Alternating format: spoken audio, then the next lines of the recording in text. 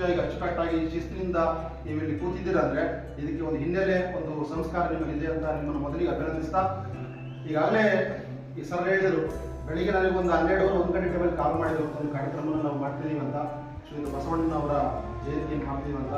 Sir ಬರಬೇಕು, ಈ ಕಾರ್ಯಕ್ರಮದಲ್ಲಿ ಪಾಲ್ಗೊಳ್ಬೇಕು ಅಂತ ಅವರು ಕೇಳ್ಕೊಂಡಾಗ ನಿಜವಾಗ್ಲೂ ನನಗೆ ಬಹಳ ಖುಷಿ ಅನಿಸ್ತು. ಇಂತಹ ಕಾರ್ಯಕ್ರಮಗಳು ಯಾಕಂದ್ರೆ ನಮ್ಮ ನಾಡಿನ ಸಂಸ್ಕೃತಿಯ ಪ್ರತೀಕ, ನಮ್ಮ ಸಾಂಸ್ಕೃತಿಕ ಹೆಮ್ಮೆ, ನಮ್ಮ ಸಂಸ್ಕೃತಿ ಪರಂಪರೆಯ ಪ್ರತೀಕ ಆಗಿರ್ತಕ್ಕಂಥ ಬಸವಣ್ಣನವರು ಪ್ರತಿಯೊಂದು ಮುಖವು ಹೊತ್ತು ಇವತ್ತು ನಮ್ಮ ನಾಡೇ ಅಷ್ಟೇ ಅಲ್ಲ, ಪ್ರಪಂಚಾದ್ಯಂತ ಬಸವಣ್ಣನವರ ತತ್ವ ಚಿಂತನೆಗಳನ್ನು ಪಸರಿಸ್ತಾ ಇದ್ದೇವೆ. ಇವತ್ತು ದೇಶಾದ್ಯಂತ, ಜೊತೆಗೆ ನಾನು ಪ್ರಪಂಚಾದ್ಯಂತ ಯಾಕಂತ ಹೇಳಿದ್ರೆ ಅಮೆರಿಕದಲ್ಲೂ ಸಮೇತ ಬಸವಣ್ಣನ ಪುತ್ಥಳಿಗಳನ್ನ ಅಲ್ಲಿ ನಮ್ಮಲ್ಲಿ ಬಂದು ಅದನ್ನ ಪ್ರತಿಷ್ಠಾಪನೆ ಮಾಡಿ ಅಂತ ಬೇಡಿಕೆಗಳು ಬರ್ತಾ ಇದೆ. ಯಾಕಂದ್ರೆ ಬಸವಣ್ಣನವರು 12ನೇ ಶತಮಾನದಲ್ಲಿ ಇದ್ರೂ ಇವತ್ತು ಸಮೇತ 21ನೇ ಶತಮಾನಕ್ಕೂ ಬಸವಣ್ಣನವರ ಚಿಂತನೆಗಳು ಪ್ರಸ್ತುತವಾಗಿದೆ. ಬಸವಣ್ಣನವರು ನಾವು ಎಲ್ಲರೂ ಅಣ್ಣ ಅನ್ನಲ್ಲ, ಕೆಲವ್ರಿಗೆ ಮಾತ್ರ ಅಣ್ಣ ಅಂತೀವಿ. ಅಣ್ಣ ಅನ್ನೋದ್ರಲ್ಲೇ ಒಂದು ಭಕ್ತಿ ಇದೆ. ಅದಕ್ಕೆ ಅವ್ರಿಗೆ ಭಕ್ತಿ ಭಂಡಾರಿ ಅಂತ ಕರಿತೀವಿ, ಒಂದು ರೆಸ್ಪೆಕ್ಟ್ ಅಲ್ಲಿ ಅಣ್ಣನ ಅಂತ ಕರಿತೀವಿ. ಭಕ್ತಿ ಭಂಡಾರಿ ಅಂತಕ್ಕಂಥ ಅವ್ರಿಗೆ ಯಾಕೆ ಬಂತು ಅನ್ನೋದಕ್ಕೆ ನಿಮ್ಗೆ ಬಹಳಷ್ಟು ಏನು ಗೊತ್ತಿರುತ್ತೆ. ಸುಮ್ಮನೆ ಜಸ್ಟ್ ಒಂದ್ಸಲ ಡಿಕ್ಯಾಬಿನೇಷನ್ ಮಾಡ್ತಕ್ಕಂಥ ಕೆಲಸ ಮಾಡ್ತೀನಿ ನಾನು. ಅವರ ಜೀವನ ಎಲ್ಲ ಗೊತ್ತಿದೆ ನಿಮಗೆ. ಬಸವಣ್ಣ ಬಾಗೇವಾಡಿ ಎಲ್ಲ ಗೊತ್ತಿದ್ರು.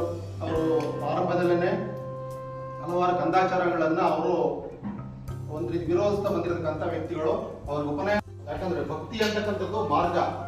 ಇಲ್ಲಿ ನಾವು ನಮ್ಮ ಬಸವಣ್ಣನವರಲ್ಲಿ ಎರಡು ಒಂದು ಚಿಂತನೆಗಳಿಗೆ ನಾವು ಬಹಳಷ್ಟು ಗೌರವ ಕೊಡಬೇಕಾಗುತ್ತೆ, ಈಗ ಕೊಡ್ತಾ ಇದ್ದೀವಿ. ಯಾಕಂದ್ರೆ ನಮ್ಮ ಭಾರತೀಯ ಸಂಸ್ಕೃತಿನಲ್ಲಿ, ನಮ್ಮ ಭಾರತೀಯ ಪರಂಪರೆಯಲ್ಲಿ ನಮಗೆ ಮುಕ್ತಿ ಅಂತಕ್ಕಂಥ ಒಂದು ಕಾನ್ಸೆಪ್ಟ್ ಇದೆ. ಹಾಗೆ ವ್ಯಕ್ತಿ ಮುಕ್ತಿ ಹೊಂದಬೇಕು ಅಂದ್ರೆ 4 ಮಾರ್ಗದಲ್ಲಿ ನಾವು ಮುಕ್ತಿ ಹೊಂದಬಹುದು. ಒಂದು ಭಕ್ತಿ ಮಾರ್ಗ, ಇನ್ನೊಂದು ಜ್ಞಾನ ಮಾರ್ಗ, ಇನ್ನೊಂದು ಕರ್ಮ ಮಾರ್ಗ, ಇನ್ನೊಂದು ಒಂದು ಆಧ್ಯಾತ್ಮಿಕ ಮಾರ್ಗ ಅಂತ ಕರಿತೀವಿ. ಇವರು 2 ಮಾರ್ಗದಲ್ಲೂ ನಮಗೆ ಮುಕ್ತಿ ಸಿಗ್ತಕ್ಕಂಥ ಒಂದು ಪ್ರಯತ್ನ ಅವ್ರು ಪಟ್ಟರು. ಅವ್ರಿಗೆ ಅದು ಮುಕ್ತಿ ಸಿಕ್ಕು ಇವತ್ತು ಸಮೇತ ನಮ್ಮೊಂದಿಗೆ ಅಮರರಾಗಿದ್ದಾರೆ. ಮೊದಲನೇದು ಭಕ್ತಿ ಮಾರ್ಗ. ನಾವು ಭಕ್ತಿಯನ್ನು ಅನುಸರಣೆ ಮಾಡಿದರೆ ಖಂಡಿತ ನಾವು ನಮ್ಮ ಆತ್ಮ ಪರಮಾತ್ಮನಲ್ಲಿ ಲೀನ ಆಗುತ್ತೆ ಕಾನ್ಸೆಪ್ಟ್ ಕೊಡ್ತೀವಿ. 2 ಕರ್ಮ ಮಾರ್ಗ. ಅವರದೇ ಕಾಯಕ ತತ್ವ ಅಂತ, ಕಾಯಕವೇ ಕೈಲಾಸ. ಪ್ರತಿಯೊಂದು ಕೆಲಸಕ್ಕೂ ತನ್ನದೇ ಆದ ಒಂದು ಮಹತ್ವ ಇದೆ. ಯಾಕಂದ್ರೆ ಇವತ್ತು ಯಾವುದೇ ಒಂದು ಕೆಲಸ ಒಂದು ಮೇಲೂ ಅಲ್ಲ ಅಥವಾ ಒಂದು ಕೀಳಲ್ಲ, ಅದು ಡಿಗ್ನಿಟಿ ಆಫ್ ಲೇಬರ್ ಅಂತ ಕರಿತೀವಿ. ಅಂತಹ ಡಿಗ್ನಿಟಿ ಆಫ್ ಲೇಬರ್ನ ಪ್ರಥಮವಾಗಿ ಪ್ರತಿಪಾದಿಸತಕ್ಕಂಥ ವ್ಯಕ್ತಿ ಯಾರಾದ್ರೂ ಇದ್ರೆ ನಮ್ಮ ಬಸವಣ್ಣನವರು. ಯಾಕಂದ್ರೆ ಹಿಂದಿನ ಕಾಲದಲ್ಲಿ ಯಾವುದೋ ನಮ್ಮಲ್ಲಿ ವರ್ಣಾಶ್ರಮ ಪದ್ಧತಿ ಇದೆ, ಬ್ರಾಹ್ಮಣ, ಕ್ಷತ್ರಿಯ, ವೈಶ್ಯ, ಶೂದ್ರ ಅಂತ ಇದೆ. ಹಿಂದಿನ ಕಾಲದ ಕಲ್ಪನೆ ಏನಿತ್ತು ಅಂತ ಹೇಳಿದ್ರೆ ಬ್ರಾಹ್ಮಣರು ಮಾಡ್ತಕ್ಕಂಥದ್ದು ಅಥವಾ ಮೇಲ್ವರ್ಗ ಮಾಡ್ತಕ್ಕಂಥದ್ದು ಮಾತ್ರ ಶ್ರೇಷ್ಠ, ಕೆಳವರ್ಗ ಶ್ರೇಷ್ಠ ಇಲ್ಲ ಅಥವಾ ಅದೇ ಲೆಕ್ಕಕ್ಕಿಲ್ಲ, ಅದರಲ್ಲೂ ಶೂದ್ರ ಅದಕ್ಕೆ ಲೆಕ್ಕಕ್ಕಿಲ್ಲ ಅಂತಕ್ಕಂಥ ಒಂದು ಭಾವನೆ ಇತ್ತು. ಅಂತಹ ಭಾವನೆಯನ್ನು ಹೋಗಲಾಡಿಸಿ ಪ್ರತಿಯೊಂದು ಕಾಯಕಕ್ಕೆ ತನ್ನದೇ ಆದ ಮಹತ್ವ ಇದೆ ಅಂತಕ್ಕಂಥ ಒಂದು ಉತ್ತಮವಾಗಿ ಸಂದೇಶ ಸಾಗಿರ್ತಕ್ಕಂಥ ವ್ಯಕ್ತಿ ಇದ್ರೆ ನಮ್ಮ ಬಸವಣ್ಣನವರು. ಹಾಗಾಗಿ ಭಕ್ತಿ ಮಾರ್ಗದ ಮೂಲಕವೂ ನೀವು ಮುಕ್ತಿ ಪಡ್ಕೊಳ್ರಿ ಅಂತ ಹೇಳಿದ್ರು. ಜೊತೆಗೆ ಜ್ಞಾನ ಬೇಕು, ನಾಲೆಡ್ಜ್ ಈಸ್ ಪವರ್. ಇವತ್ತು ಜ್ಞಾನ ಯುಗ, ಯಾರಿಗೆ ಜ್ಞಾನ ಇರುತ್ತೋ ಅವ್ರು ಮುಂದೆ ಬರ್ತಾರೆ. ನೀವು ಪ್ರತಿ ದಿವಸ ನಾನು ಇಲ್ಲಿರ್ತಕ್ಕಂಥ ವಿದ್ಯಾರ್ಥಿಗಳಿಗೆ ಬಹಳ ಜನ ಇರೋದ್ರಿಂದ ನಿಮ್ಗೆ ಹೇಳ್ತಕ್ಕಂಥ ಇಷ್ಟೇ, ಅವ್ರು ಹೇಳಿರ್ತಕ್ಕಂಥದ್ದು ಅದೇ ಜ್ಞಾನ ಮಾರ್ಗ. ಯಾರಿಗೆ ಜ್ಞಾನ ಇರುತ್ತೆ, ಯಾರು ಅಪ್ಡೇಟ್ ಆಗ್ತಿರ್ತಾರೆ, ಅದರಲ್ಲೂ ಇವತ್ತಿನ ಯುಗದಲ್ಲಿ ನೀವೇನು ಈಗ ಪದವೀಧರ ಆಗ್ತಿರ್ತೀರಲ್ಲ, ಈ ಪದವೀಧರ ಜ್ಞಾನದ ಜೊತೆಗೆ ಇವತ್ತೇನು ನಮ್ಗೆ ಟೆಕ್ನಾಲಜಿ ಬರ್ತಿದೆಯಲ್ಲ, AI, ಯಾಂತ್ರಿಕ ಬುದ್ಧಿಮತ್ತೆ ಅಥವಾ ಕೃತಕ ಬುದ್ಧಿಮತ್ತೆ ಅಂತ ಕರಿತೀವಿ, ಫೋನ್ ಕರಿತೀವಿ ಯಾಂತ್ರಿಕ ಬುದ್ಧಿಮತ್ತೆ. ಅದನ್ನು ನೀವು ಮುಂದಿನ ದಿನಗಳಲ್ಲಿ ಅಳವಡಿಸ್ಕೊಂಡ್ರೆ ಮಾತ್ರ ನಿಮ್ಮ ಜೀವನ ಸುಖವಾಗಿರ್ತಂದ್ರೆ ನಿಮ್ಮ ಒಂದು ಕಾಯಕ ಮಾಡ್ಬೋದು ಅಂತ.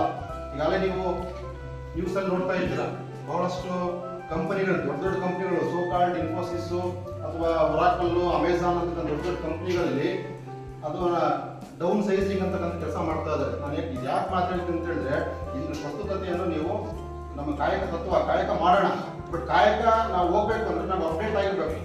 ಎಷ್ಟೋ ಜನ ಅವ್ರು ಯಾಕೆ ಬದಲಾಗ್ತಾರೆ ಅಂತ ಹೇಳಿದ್ರೆ ಅವರಿಗೆ ಇರ್ತಕ್ಕಂಥ ಸ್ಕಿಲ್ ಇಲ್ಲ, ಅವ್ರಿಗೆ ಇರ್ತಕ್ಕಂಥ ಒಂದು ಏನು ಈ ಇವತ್ತಿನ ಅಡ್ವಾನ್ಸ್ ಏನ್ ಬೇಕೋ ಅದು ಇರಲಿಲ್ಲ, ಅದಕ್ಕೋಸ್ಕರ ಬದಲಾಗ್ತಾರೆ. ನಿಮ್ಮ ಮುಂದಿನ ಜೀವನ ಚೆನ್ನಾಗಿರ್ಬೇಕಂತ ಹೇಳಿದ್ರೆ ಬಸವಣ್ಣನವರ ಕಾಯಕ ತತ್ವ ನಾವೆಲ್ಲರೂ ಪಾಲಿಸ್ಬೇಕಂತ ಹೇಳಿದ್ರೆ ಖಂಡಿತವಾಗಿ ನೀವು ನಿಮ್ಮ ಜ್ಞಾನವನ್ನು ಬೆಳೆಸ್ಕೊಡಿ. ಯಾಕಂದ್ರೆ ಭಕ್ತಿ ಭಂಡಾರಿ ಬಸವಣ್ಣ ಹೇಳಿದ್ದು ಜ್ಞಾನವನ್ನು ಬೆಳೆಸ್ಕೊಳ್ತಾ ಹೋಗ್ಬೇಕು, ಅದ್ರ ಜೊತೆಗೆ ಕಾಯಕವನ್ನು ಮಾಡ್ಬೇಕಂತ ತತ್ವವನ್ನು ಕೊಟ್ಟಿರ್ತಕ್ಕಂಥವ್ರು ನಮ್ಮ ಬಸವಣ್ಣನವರು.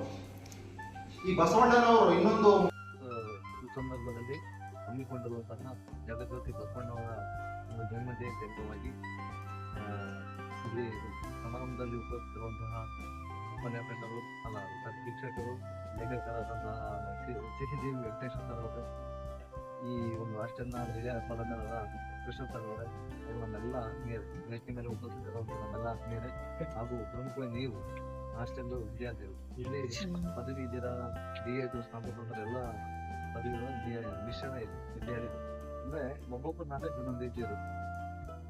ಬಸವಣ್ಣ ಅವರು ಏನು ಈ ಸಮಾಜದಲ್ಲಿ ಅಂದ್ರೆ ಸಮಾಜ ಸುಧಾರಕರು, ಅರ್ಥಶಾಸ್ತ್ರ ಎಲ್ಲಾ ರೀತಿಯಿಂದಲೂ ಕರೀತೇವೆ. ನಾವಿವತ್ತು ಬಸವಣ್ಣವ್ರನ್ನ ಓದ್ಬೇಕಾಗಿಲ್ಲ, ಅಳವಡಿಸ್ಕೋಬೇಕು. ಇವತ್ತು ಈ ಪ್ರಸ್ತುತ ಸಂದರ್ಭದಲ್ಲಿ ನಮಗೆ ಬಸವಣ್ಣವ್ರ ಪ್ರಸ್ತುತ ಬೇಕು, ಅಂಬೇಡ್ಕರ್ ಅವ್ರು ಬೇಕು, ಗಾಂಧೀಜಿ ಅವ್ರು ಬೇಕು, ಎಲ್ಲರೂ ಬೇಕು. ಯಾಕಂದ್ರೆ ಇವತ್ತು ನಾವು ಎಜುಕೇಶನ್ ಪಡ್ಕೊಂಡು ಹೋಗ್ತಾ ಇರ್ತೀವಿ, ಬಟ್ ಏನೋ ಒಂದ್ ಕಡೆ ನಾವು ವ್ಯಾಲ್ಯೂಸ್ ಮೌಲ್ಯಗಳನ್ನು ಕಲ್ಕೊಂಡು ಹೋಗ್ತಾ ಇರ್ತೀವಿ.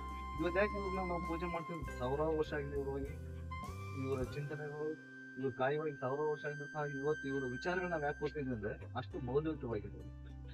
ಈ ವಚನಗಳು ಬಂತು. ವಚನಗಳು ಏನಂದ್ರೆ ನೀವು ಅದನ್ನ ಆಡ್ಲಬಹುದು, ಓದ್ಲಬಹುದು. ಬಹಳ ಸರಳ ಭಾಷೆಯಲ್ಲಿ ವಚನಗಳನ್ನ ಸಾಮಾನ್ಯ ಜನರಿಗೆ ಕಲಿಸಿದಂತಹ ಮಹಾನ್ ಯೋಗಿಯನ್ನು ಬಸವಣ್ಣವರು. ಅಲ್ಲಿ ಅನುಭವ ಮಾಡ್ಕೊಂಡು ಬರುತ್ತೆ. ಯಾರು ಸಹ ಅನುಭವವನ್ನು ಪ್ರಪಂಚದಲ್ಲಿ ಮೊಟ್ಟ ಮೊದಲ ಬಾರಿಗೆ ಪ್ರಾರಂಭ ಮಾಡಿದ್ದು ಬಸವಣ್ಣವರು. ಅಲ್ಲಿ ಒಬ್ಬ ವೇಷೆಯನ್ನ ಕರ್ಕೊಂಡ್ಬಂದು, ಅಂದ್ರೆ ನಮ್ಮ ಸಮಾಜದಲ್ಲಿ ನಾವೇನ್ ವೇಷ ಅಂತ ವೇಷಗೆ ಅನುಭವ ಮಟ್ಟದಲ್ಲಿ ಸ್ಥಾನ ಕೊಟ್ಟು ನಿಮಗೆ ಕೂಳೆ ಸಂಘ ಅಂತ ಗೊತ್ತಿರ್ಬೋದು. ಕೂಳೆ ಸಂಘ ಅಂತೇಳಿ ಮೊದಲೊಂದು ವಚನ, ಒಂದೇ ವಚನ ಸಿಕ್ಕಿರೋದು ನನಗೆ. ಆ ಒಂದು ವಚನದ ಮೇಲೆ ಸಾವಿರಾರು PhD ಅಧ್ಯಯನಗಳು ಬಂದಿದ್ದಾರೆ, ಸಾವಿರಾರು ಏನೋ ಅದ್ರ ಮೇಲೆ ಸಂಶೋಧನೆ ನಡೀತಲೇ ಇದೆ.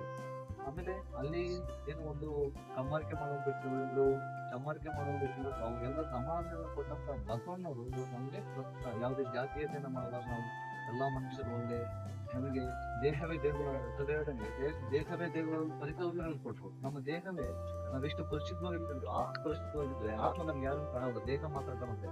ಆತ್ಮ ಅಂದ್ರೆ ಏನು? ಈಗ ನಾವ್ಯಾರೋ ಕಷ್ಟದಲ್ಲಿದ್ದಾಗ ಒಂದು ಸಹಾಯ ಮಾಡ್ತೀವಿ, ಅದು ನಮ್ಮ ಒಂದು ಒಳ್ಳೆ ವ್ಯಕ್ತಿತ್ವ ಅಂತ ಕರಿತೀವಿ. ಈಗ ನೋಡಿ, ನಾವು ಅನೇಕ ಹಾಸ್ಟೆಲ್ಗಳಿಗೆ ಹೋಗ್ತೀವಿ. ಕೆಲವು ಹಾಸ್ಟೆಲ್ಗಳಲ್ಲಿ ನೋಡಿರ್ಬೋದು, ಬೇರೆ ವಿದ್ಯಾರ್ಥಿಗಳು ಇರ್ತಾರೆ. ಹಾಸ್ಟೆಲ್ ಎಂಟ್ರೆನ್ಸ್ ಹೋದ್ರೆ ಕಸ ಅಲ್ಲೇ ಬಿದ್ದಿರುತ್ತೆ, ಪೇಪರ್ ಅಲ್ಲೇ ಬಿದ್ದಿರುತ್ತೆ, ಒಳಗಡೆ ತಟ್ಟೆ ತಗೋತಿರಲ್ಲ. ನೀವು ನೋಡಿರ್ಬೋದು ಕೆಲವು ಹಾಸ್ಟೆಲ್ಗಳು ಇವತ್ತು ಹಂಗೆ ಕಸ ಮೂಲೆಯಲ್ಲಿ ಹಂಗೆ ಕೊಡ್ಸಿ ಬಿಟ್ಟಿರ್ತಾರೆ. ನೀವು ಹಾಸ್ಟೆಲ್ ಬಂದ್ರೆ ನೋಡಿದ ತಕ್ಷಣ ಖುಷಿ ಆಯ್ತು.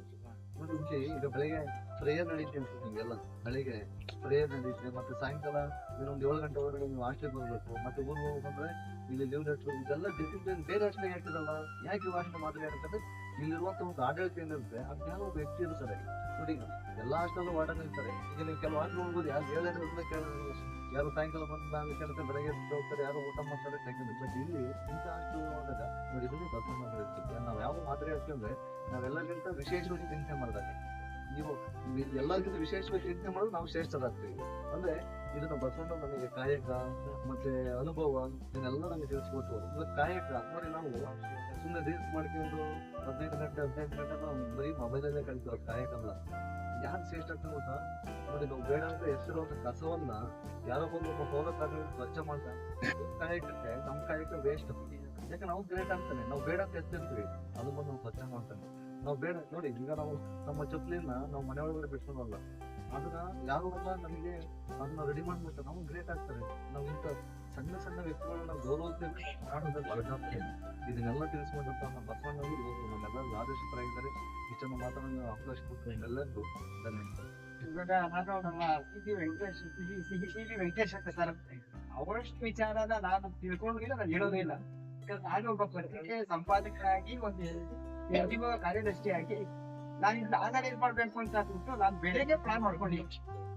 ಬೆಳಿಗ್ಗೆ ಪ್ಲಾನ್ ಮಾಡ್ಕೊಂಡು ಸಂಜೆ ವರ್ಷಕ್ಕೆ ನಾನು ಇಂದ ಆನ್ಲೈನ್ ಬಂದಿದ್ದೀನಿ. ಸೊ ಅದನ್ನು ಕಾರ್ಯಕ್ರಮ ತುಂಬಾ ಚೆನ್ನಾಗಿದೆ, ಅಚ್ಚುಕಟ್ಟಾಗಿದೆ. ಅಂದ್ರೆ ಈಗ ಪೂರಕವಾಗಿ ನಮ್ಮೆಲ್ಲರಿಗೂ ಈ ಒಂದು ಕಾರ್ಯಕ್ರಮಕ್ಕೆ ಸಹಕಾರ ಕೊಟ್ಟ ನಿಮ್ಮೆಲ್ಲರಿಗೂ ತುಂಬ ಧನ್ಯವಾದಗಳು.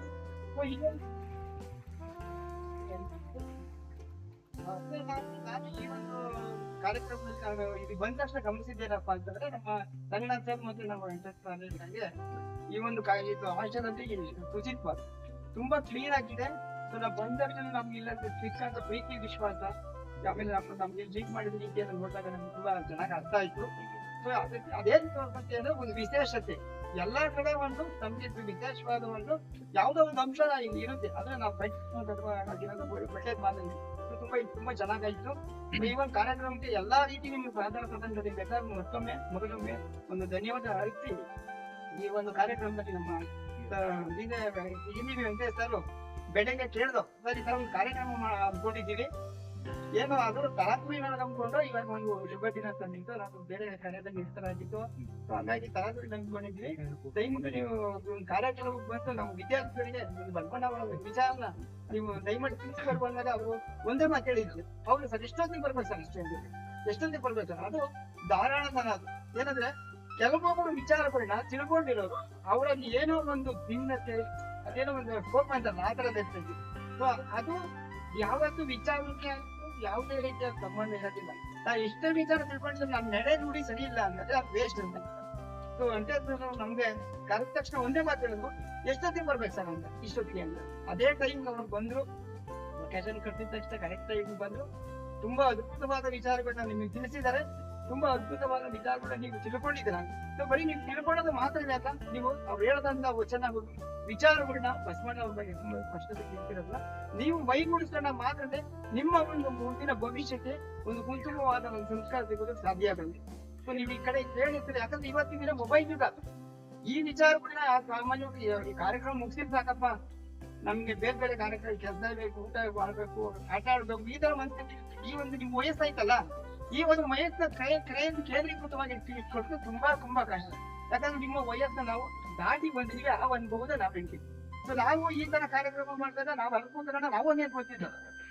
ಸೊ ಯಾರು ಗಮನ ಬಿಟ್ಟು ವಿಚಾರಗಳನ್ನ ಸಂಗ್ರಹಿಸಿಕೊಂಡು ಯಾರು ತನ್ನಲ್ಲಿ ಮೈಗೂಡಿಸ್ಕೊಂಡಿರ್ತಾರೋ ಅವರು ಇವತ್ತು ನಮ್ಗಿಂತ ಉತ್ತಮವಾದ ಒಂದು ಸ್ಥಾನಮಾನದಲ್ಲಿ ಇದ್ದಾರೆ, ಇನ್ನೊಬ್ರು ಅವ್ರ ಅನುಕರಣೆ ಮಾಡೋ ಒಂದು ಸ್ಥಾನಮಾನದಲ್ಲಿ ಅವರಿದ್ದಾರೆ. ಸೊ ಇವತ್ತು ಈ ಕಾರ್ಯಕ್ರಮ ಮಾಡಿದ್ವಿ, ಮುಗೀತದೆ. ಸೊ ಈ ಕಾರ್ಯಕ್ರಮಕ್ಕೆ ನೀವು ಕಾರ್ಯಕ್ರಮದಲ್ಲಿ ಏನ್ ಕೇಳಿದ್ದೀರಾ, ಏನ್ ಅಳವಡಿಸ್ಕೊಂತೀರ, ಯಾವ ರೀತಿ ನಡ್ಕೊಂತೀರ, ಅದು ನಿಮ್ಮ ಭವಿಷ್ಯಕ್ಕೆ ಬುನಾದಿ ಆಗುತ್ತೆ, ನಿಮ್ಮ ಭವಿಷ್ಯಕ್ಕೆ ಒಂದು ದಾರಿ ದೀಪ ಆಗುತ್ತೆ. ಸೊ ಅದನ್ನ ದಯವಿಟ್ಟು ನೀವು ಅಳವಡಿಸ್ಕೊಂಡಿದ್ದೀರಿ. ಆ ರೀತಿ ನಮ್ಮ ಎರಡು ಮಾತು ಹೇಳ್ಬಿಟ್ಟು ನಾನು ಮಾತು ಮುಗಿಸ್ತೀನಿ.